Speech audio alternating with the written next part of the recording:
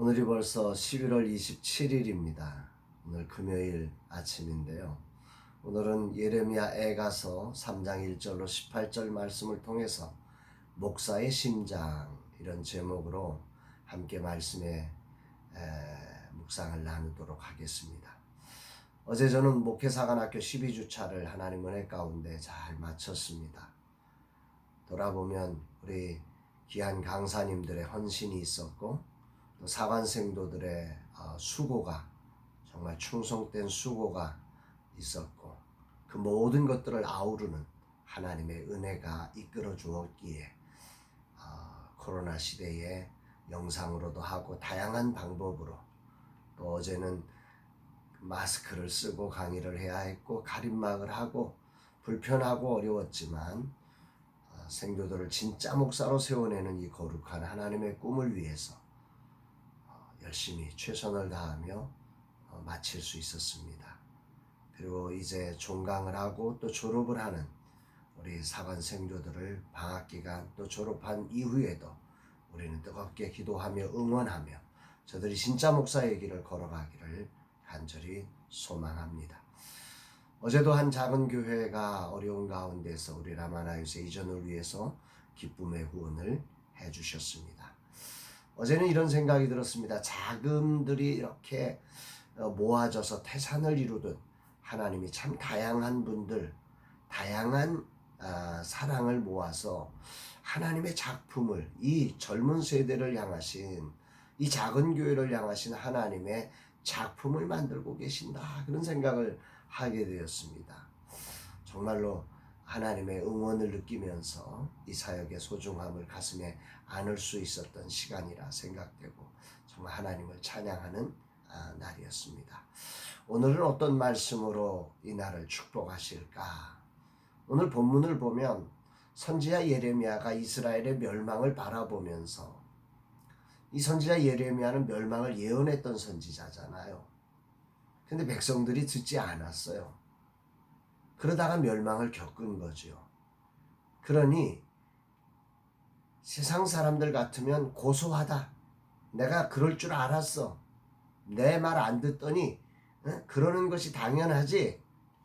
이러면서 그들을 심판할 수 있는데 오늘 이 예레미야 선지자 오늘 3장 1절로 18절의 말씀을 이렇게 묵상하면서 느껴지는 것은 거기에는 29번에 걸쳐서 나라고 하는 나 뭐 이런 표현을 사용하면서 그 예루살렘의 멸망을 자신의 아픔으로 고스란히 선지자의 심장 가운데 짊어져가는 그런 예수님의 모습을 보여주고 있는 본문입니다. 1절에 대표적으로 이 선지자는 이렇게 표현합니다. 여호와의 분노의 매로 말미암아 고난당한 자는 나로다. 분명히 이스라엘이 고난당하고 예레미야는 바벨론의 배려 속에 고난 안 당하거든요. 그런데 이 예레미야는 고난당하는 자가 자신이다. 이렇게 표현을 하고 있어요. 표준 세번역 성경어를 보면 나는 하나님의 진노의 몽둥이에 얻어맞고 고난당하는 자다. 이렇게. 자기가 진노의 몽둥이에 자기가 맞고 있다는 거죠. 분명히 말 안 듣던 사람들이 멸망하는데 선지자로서 예레미야는 민족의 멸망을 바라보면서 누구보다 더 아파하고 있어요.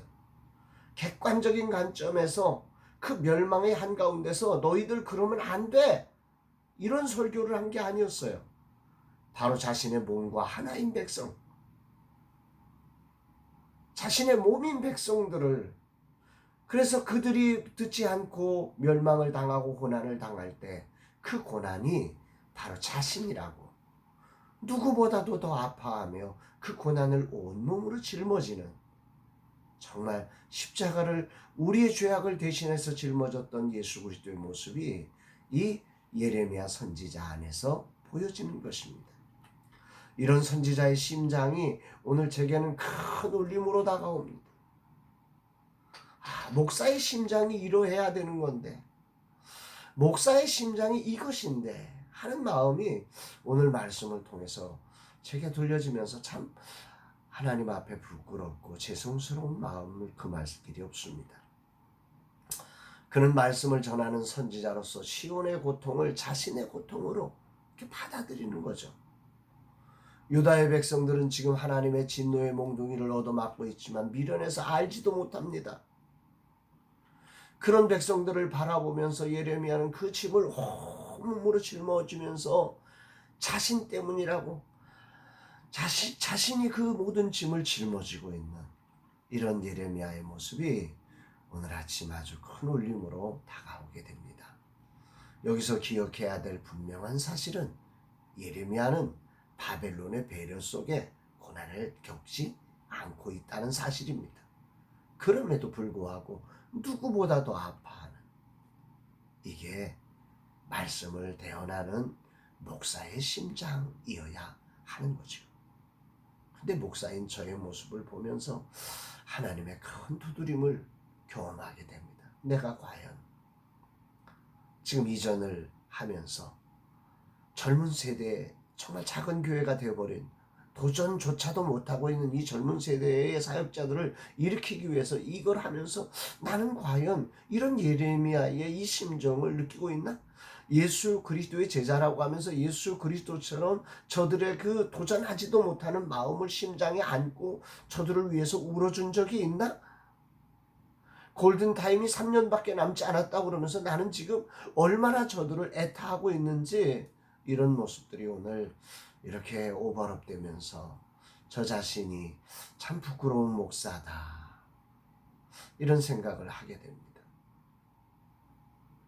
오늘 3절에 보면 예레미야는 종일토록 손을 들어 자주자주 나를 치시는도다. 그러니까 그 아픔이 그냥 계속해서 그 예레미야 심장을 치고 있는 것입니다. 4절로 6절에 보면 이런 말씀이 나오죠. 나의 살과 가죽을 쇠하게 하시며 나의 뼈들을 꺾으셨고 고통과 수고를 쌓아 나를 애우셨으며 나를 어둠 속에 살게 하시기를 죽은 지 오랜 자 같게 하셨도다. 뼈와 가죽만 남았는데 뼈마저 부러뜨리고 가난과 고생으로 이스라엘을 애워싸고 죽은 지 오랜 사람처럼 흑암 속에 살게 된 이스라엘의 현장을, 그런 고통을 예레미야는 자신의 고통으로 그거를 고스란히 온몸으로 짊어지고 있는 것입니다. 8절 9절에 보면 이런 말씀도 나옵니다. 내가 부르짖어 도움을 구하나 내 기도를 물리치시며 다듬은 돌을 쌓아 내 길을 막으사 내 길들을 굽게 하셨도다. 하나님의 백성의 가장 무서운 자리는 기도가 물리침을 받는 자리일 겁니다. 이스라엘은 뭘 해도 안 되는 자리란 말이죠.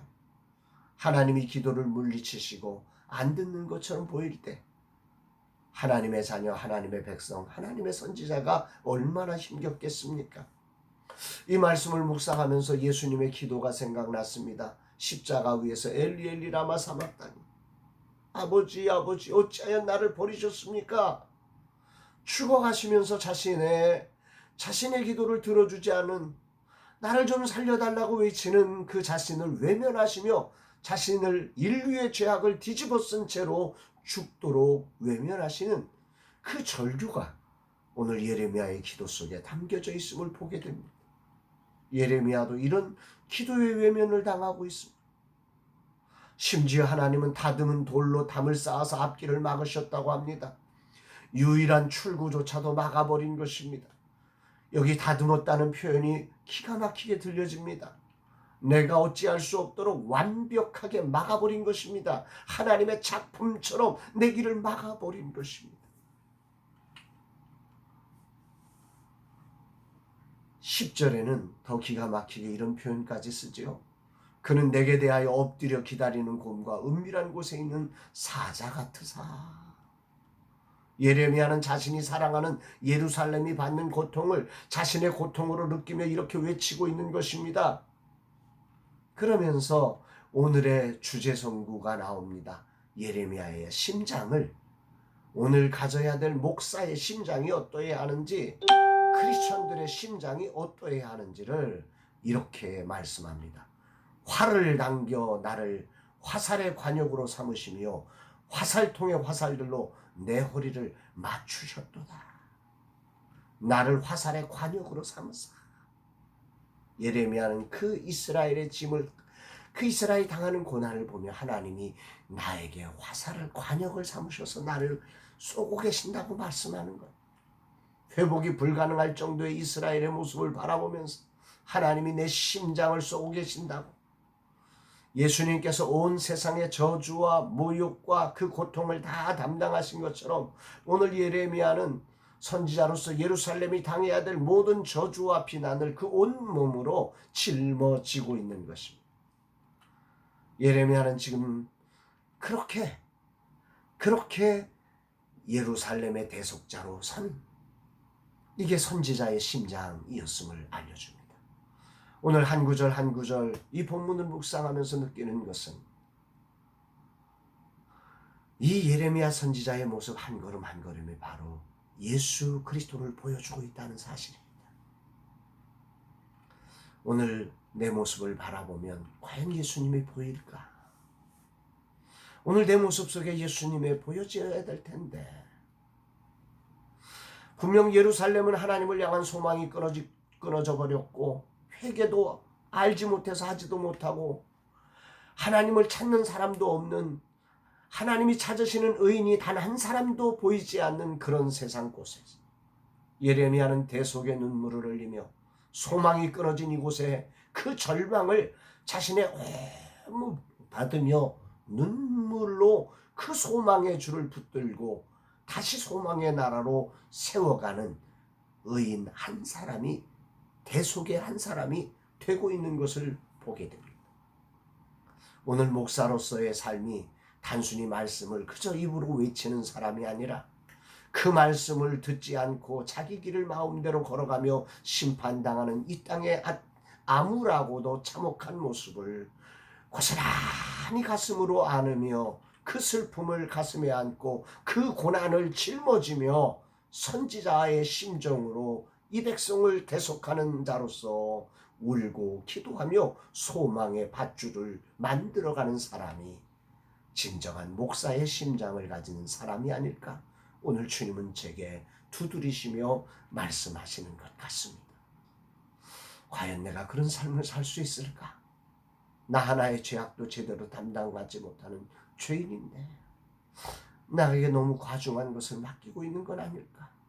저 젊은 세대의 그 절망을 끄집어 안고 저 슬픔을 가슴에 끄집어 안으며 울면서 저들에게 소망의 밧줄을 끌어내는 대속의 한 사람으로 서라고 주님 말씀하시는데 너무 과중하고 아무리 나를 보아도 할 수 없는데 연약함이 있지만 주님이 오늘 내게 맡기신 이 사명의 줄, 이 젊은 세대에게 소망, 작은 교회에게 이 소망의 밧줄을 끌어내는 대속의 한 사람으로 서는 사람으로 주님이 부르신다면 기쁨으로 이 길을 걸어가 보려고 합니다.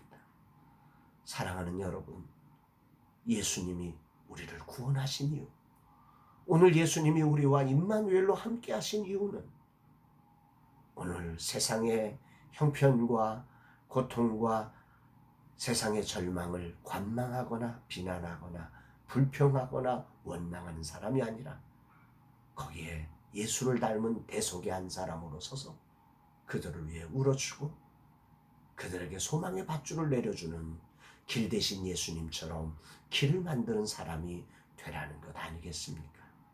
오늘 하루 이런 멋진 인생을 사는